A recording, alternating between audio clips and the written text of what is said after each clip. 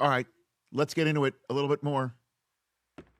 Jacoby Brissett will have at least 3 400-yard passing games this year. Well, they're going to be at least 3 trailing in every game. So I think 3. it's a possibility for as long as he starts. How about this?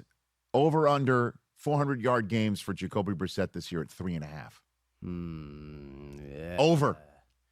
Well, you're saying Over. he's going to throw for 400 yards in half the games he starts? Because Carson Beck is going to play a lot. Why would you say that? I'm a realist. Well, so the gauntlet of the Cardinals games, which is significant, they don't win enough games. They're going to put Carson Beck in just to see what they got in him. Yeah, why not?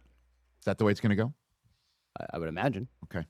Brian Baldinger joins us here on the Rich Eisen Show. I don't know if you've heard this whole conversation before you've joined and during the commercial break and now. Honestly, Arizona's offense can be a problem this year, Brian, for real. The touchdown from Brissett to Marvin Harrison Jr. I haven't seen Marvin Harrison Jr. smile like that in the 3 years he's been in the league. Like, he looked happy, but maybe it's Mike LaFleur. Maybe it's a new offensive system right here where they're going to be able to flourish. They're a better offensive line than they've been. We know that Jeremiah Love is going to be a factor back. And then can they spread the ball around? They had a tight end that caught 111 passes last year. So this ball could be the aerial circus. Maybe that's the equalizer in a very difficult division. Now, you've already broken down the film. Jeremiah Love pops in a way that is unicornish. Is that too much to say, Brian? No, it's a little flamboyant, but, nice. He makes you watch, Rich. Like, this spin at the end of the run to avoid contact and to get an extra 3 yards, pushing through 4 defenders to get the first down. He combines power. He's elusive. He jumped right over the free safety last night on a run up the middle. That's pretty good right there. On cue, Rich. Good job. We've got a great production staff. That's it. Like right up the middle, he jumps the free safety and then he sticks the landing. And so he's going to be fun to watch. He's going to get the ball a lot. I saw James Conner on the sideline last night. He's been a great back in this league. He's been, a great story, but it'd be hard to keep Jeremiah Love off the field. How do they use him? What's your best guess? Oh, I think he probably catches 60 passes, and probably gets north of 250 runs, maybe close to 300. That's what the leading rushers in this league get right now, but probably over 300 combined touches. Damn. And the offense will probably run right through him. 300 touches for a rookie is significant, Brian. Now, you don't see that a lot. That's for sure. No, but you're the 3rd pick in the draft, and the talent is real. I remember just being at the combine with you, Rich, out there, and the running backs had all worked out. And, him and Jadarian Price stayed after, and all they did was catch passes like a wide receiver. Like, I think you're going to have some flexibility where you'll see Conner and Love on the field together, and maybe Love is in the slot, running receivers from the slot position. Like, he has that ability. Yeah, and there's Algier there, too. Brian Baldinger here on the Rich Eisen Show. What's your opinion of what we saw to Fernando Mendoza and his 4 drives on Thursday night? Well, he did everything that you were looking for him to do. So he was under center, Rich, play action pass. Didn't do that at Indiana. Didn't do that at Cal. But he did it, and he did it well. Everything from the mechanics of hiding the ball from the defenders to being able to locate the receiver. The touchdown to Jack Besh was a stick throw, low and away from the defenders into basically the teeth of his own. It was the right throw. His ability just to be able to go through progressions, Rich, and really, the popular phrase wherever I go in these training camps right now is you throw with your feet, meaning you got to get your feet set to make the throw. It puts you in a good platform, and it's times up with the routes. And he was throwing with his feet last night. That's what Mike Sullivan, the quarterback coach, is teaching him to do, and you saw it on display.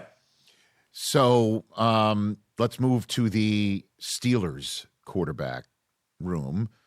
Mason Rudolph getting some run, but it really was all about Will Howard, who we have not seen since his national championship victory for Ohio State, and Drew Aller. What did you see out of both of these guys that could get Steelers fans thinking, okay, this is a quarterback room we can depend on post Aaron Rodgers, Brian? Well, Mike McCarthy has had great success with quarterbacks. Going back to his days in Kansas City with Joe Montana, and then you go Alex Smith in San Francisco, and you know what he's done with Dak, and obviously with the quarterbacks in Green Bay. Like this guy, you can already see the mechanics of Drew Aller far better now than whenever we saw him at Penn State. And we know he's big, strong, and he's got a great, he's just got a great frame for the position, along with Will Howard. Like I expect both these quarterbacks to improve, and it might be a real battle to see, who's going to be 2, who's going to be 3, because they got 4 in the roster, and they're all big and strong, including Mason Rudolph. But I want to see who emerges through preseason and who ends up maybe winning that backup job to Aaron this year. And then the other thing, Rich, is the guy that throws scout team. That's who I'm interested in. Like who's going up against the Pittsburgh defense every day where you don't care if you make a mistake. You're just cutting it loose and you're getting a lot of time to throw and go through reads and run offenses and different types of offenses. Like those guys that throw scout team tend to really improve and are on a pretty good arc to getting to the next step. Brian Baldinger here on the Rich Eisen Show. And then in that game, seeing 2 rookies at receiver that have some pop for a Steelers offense that seems to have been lacking big playability despite having even DK Metcalf last year. Jeremy Bernard, who was their 2nd-round pick. Yep. And then that kid Weegan from Iowa. Who's going to be mostly, one would think, we thought, primarily used on special teams because that was his specialty there for the Hawkeyes. But he had one where he kind of stumbled a little bit because he was a little bit over his skis, maybe trying to find that next gear, and wound up just shy of the end zone, and then ran a very nice route for Aller later on in the game. Yep. What do you think of the Steelers' offense with these kids, and then Pittman coming in, and Rico Dowdle at running back, and McCarthy being the one to spin it up? I mean, are we going to see a different Steelers this year? Completely. Well, first of all, they've upgraded the offensive line position across the board. But then James Campen comes in to be the offensive line coach. And Aaron had him in Green Bay. Mike McCarthy had him in Green Bay. He knows this system. And I think they're better up front, from Zach Frazier to McCormick, the whole group. But they needed more explosive plays in the offense, just because Aaron's just not at that stage of his life where he can hold the ball and, wait for some of these plays to develop down the field. So Weegan catches that quick slant last night and goes 74 yards down to the 2. He looked like a great returner with the ball in his hands, just running away from the defense. And so, and Jeremy Bernard could do the same thing. Can you make the classic West Coast throws, short throws, long runs? They look like they've got more explosive players with the ball in their hands right now. And that offense really needs it. They didn't score a touchdown against Houston, a playoff loss. They couldn't get the ball down the field, and they couldn't get explosive plays in the passing game. And that has to change if they want to compete for this division. Okay, so what else from last night that you've already reviewed or you want to hit on? There were 6 games last night. Colts and Patriots were one. The Titans had a nice drive against San Francisco with the ones in there. The Niners really didn't play very many people on their offensive side of the ball. The kid Stribling looked good. I'm just giving you some seconds to gather yourself. What do you think? Tony Pollard scores on that opening drive of Tennessee right behind Skoronski. Every team needs a Skoronski, Rich. Nice. And if you don't have one, you want one. I mean, just run behind him. He just moves big bodies, right? So Skoronski opens up the hole. Pollard hits it in his few snaps out there. This Grayson Halton, the 49ers are trying to compete with the Rams and the Seahawks and trying to rebuild their defensive front. Mm-hmm. And this Grayson Halton was a 4th-round pick out of Oklahoma, and he popped last night. You like to see the way he got off blocks and stuffed the run, and was a factor out there last night. Looking at Blake Miller in Detroit, they're trying to rebuild this offensive line. He comes in, and you get Penei Sewell going over the left tackle.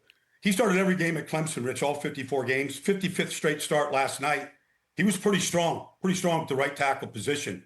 And I know Detroit needs him. He's going up against Hutch every day in practice. That can only, either you're going to go into a funk or you're going to come out of the funk and get better when you go against Hutch every day. So that's a good test every day in practice, and it looked like it paid off for him in that game last night. And then in that game last night in Cincinnati, Burrow starts, right? And he, play fake, has time over the middle. Jamar Chase, 16 yards, and you go, there it is.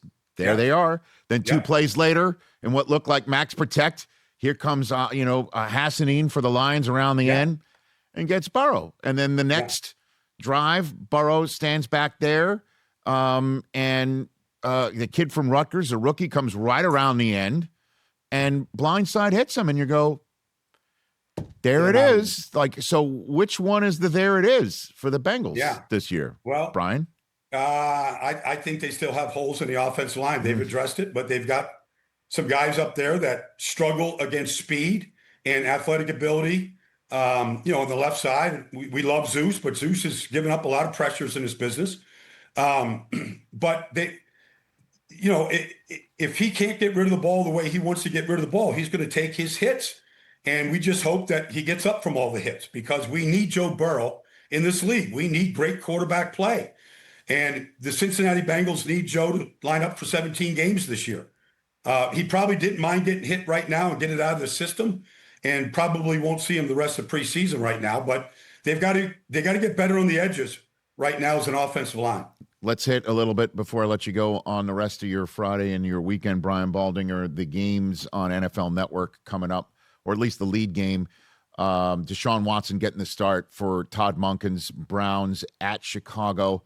What do you want to see? What do you want to see from him, and then Shedeur coming in second up before he starts? I think Todd Monken's done a good job with this. Like, each guy gets the number ones each and every other day as they installed.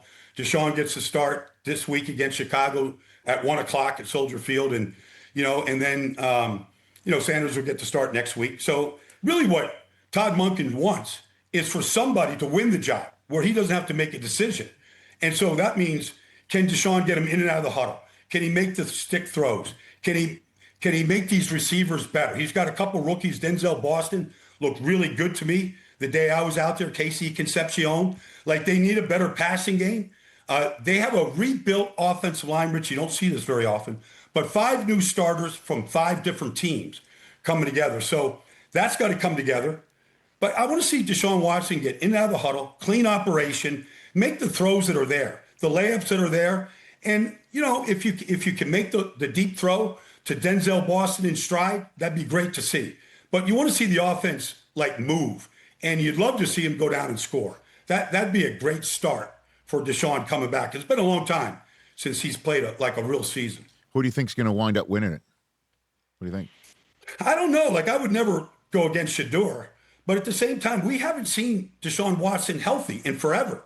I like to see him healthy with a couple of really good targets. They were the worst wide receiving group in the league last year. These 2 young kids look like they're considerably better than what they've had, along with Jerry Jeudy. I'd like to see both these guys good, but I have a feeling Deshaun Watson, with his experience, probably is the favorite at this point. All right. Oh, I assume you've been to Eagles camp, Brian? Oh, yeah. Yeah. Maurice Jones-Drew was just there for us, NFL Network. And he was telling me during a commercial break last night, he's never seen a bigger team. Bigger. Everybody on that team is massive. They're just big dudes. Cooper DeJean in his own right. Big dude. They're just big and on the hoof, bigger than maybe everyone else in the NFL. Well, I think we just had a solar eclipse the other day, Rich, if I'm not mistaken. And Michael Bell, right? And you look at, Malata. I mean, they're a human eclipse out there. Not to mention Jordan Davis and Jalen Carter inside. Jahad Campbell wasn't a factor last year, but he's bigger at linebacker. Reek Woolen is a Pacific Manta at left corner. His wingspan, Rich, but then his break on the ball is elite. That was a weakness on this team last year, was the left corner position. I think Reek upgrades it. So I'm with Maurice on that. They are a massive team. Not to mention Landon Dickerson. You can just go through the guys right here. Right. But they go through an airport, they're going to get your attention. Well, the question is that bigness, that physical potential advantage, combined with another new offense or new offensive play caller for Jalen Hurts. What's your read on the Eagles coming into this season? Brian Baldinger. What do you think? It was necessary to make the change. And look, Sean Mannion has a paper-thin resume. He's cognizant of it, but he's very bright, and he's very definitive about what he wants.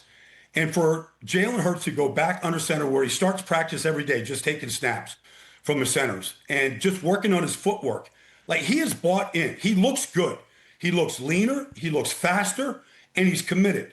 And so anybody that's been around Jalen Hurts, and I know you have, Rich, going back to his days, in high school, like he's coachable. They needed to upgrade the position. It was not good last year. And I think this is going to be good for Jalen Hurts. I think this is a good offense for him to be in. I think putting Saquon 8 yards deep and letting him really read the holes and, and feel the linebackers and the big runs I think will be coming. This offense needed to be better all the way around. And I think Sean Mannion coming in, calling the plays, we'll see how it goes. I don't expect it to be razor sharp to begin with, but I think it's going to be good. If Jalen Hurts wants to continue to be a frontline starter in this business, he needs to adapt, and I think he's working his butt off to do it right now. And then, we were talking about Mike McCarthy in Pittsburgh, first time in 19 years. There's a new head coach there, and it's different. The Eagles are at Baltimore. Jesse Minter's now there. Declan Doyle from the Ben Johnson play calling and offensive system. Plug that into Lamar, and Zay Flowers has just been pizzade, and there's Derrick Henry, but it's Jesse Minter's show now on defense. It's an interesting preseason game to just try, or is it just going to be more vanilla and no one's going to really show their hands because the Eagles have got to get ready for Washington week 1 and Baltimore's got to get ready to visit the Colts? What do you think? Yeah, but I think Jalen Hurts needs to play in preseason. Like, I don't know if Lamar does. I know it's a new offense, but I mean, Lamar, I don't know, they just need to make sure that he stays as healthy as possible. Because if he's healthy, the offense should be better. Getting Vivego Ioane in there makes everybody better. Oh, I love at Ioane. Offensive guard. Like, he's going to be a real factor inside there. They lose Linderbaum, but they get Ioane. Like, he's going to be a stud for him. Derrick Henry is just as fast today as he was when he was in high school in Jacksonville. Like, he's just a difference maker, and they need to get that running game cranked up. And look, they had to play better on defense than they did a year ago, and they got a bunch of guys back. In addition to, Trey Hendrickson right now, we'll see what Mike Green looks like in his second year, but they should be a better all-around team. They're going to be talented. I'm looking for the young guys in these preseason games, Rich, to see, if it's too big for them. Do they have the footwork, offensive linemen? Do they look like they're taking what they're practicing and taking it to the field? So it's early, but I think there's some indicators on, what Jesse wants to do and what they look like. I think it's going to be different, obviously, but I'm excited about the changes in Baltimore. All right, last one for you. The team we're not talking about enough. Who should we be talking about more? Well, I think Minnesota. Like, look, I'm not surprised that Kevin O'Connell named Kyler Murray the starter. What made him the number 1 pick in the draft, Rich, was an elite arm, elite athletic ability, and none of that has changed. He's never played with an organization or a team as good as this is in Minnesota. They won 14 games with Sam Darnold the year before. Like, it's all there. The offensive line, the backs, the receivers, Brian Flores doing his stuff on defense. Like, I expect Kyler Murray, and I expect Kevin to really adjust the offense. We know that Kyler is a little challenged from throwing from the pocket because of his size. But, I expect him to move the pocket, bootleg, play action pass. But I expect Kyler Murray to have a renaissance in Minnesota. And if he does, so will the Vikings. Brian, you're the man. We'll chat with you prior to the season. Always great to see you. Hey, you made it all the way to the end. Thanks for that. Check us out every single weekday on Disney+, the ESPN app, and ESPN Radio. And be sure to now check out richeisenshop.com to see all of our latest apparel and accessories so you can rep your love of the show every day.